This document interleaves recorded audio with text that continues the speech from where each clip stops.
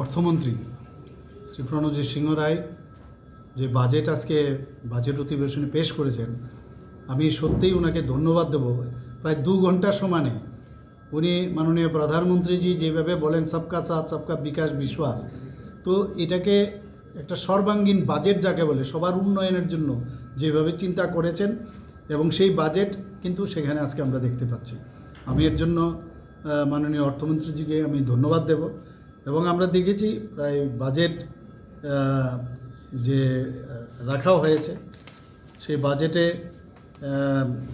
প্রায় 2025-26 যে বাজেট, সেখানে 32,000-এর উপরে এখানে বিইতে রিভাইজড বিইতে রাখা হয়েছে। তো আমি আশা করি যে আমাদের এখানে প্রায় 400 করোড়ের মতো এখানে ডেফিসিট আছে। তো সেইগুলো ডেফিসিট থাকবে, কিন্তু সেইগুলো আমরা আলটিমেটলি কভার করে নেব।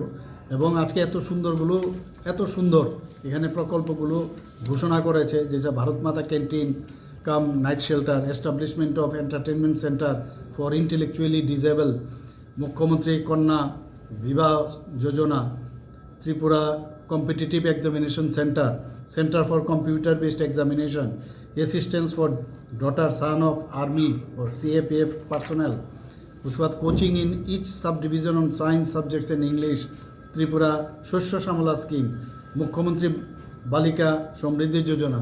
তো সবগুলো মিলে আমার মনে হচ্ছে এত সুন্দর একটা বাজেট হয়েছে যে আমি বলবো যে এইরকম বাজেট এর আগে আমরা দেখতে পাইনি। 2 ঘন্টার সময় উনি বাজেট পেশ করেছেন, এবং আমি আশা করি যে সবাই এটাকে সমর্থন করবে। এবং পাশাপাশি এবার যেটা আমি আগেও বললাম যে 3% ডিএ সেইখানে আমি ডিক্লেয়ার করেছি।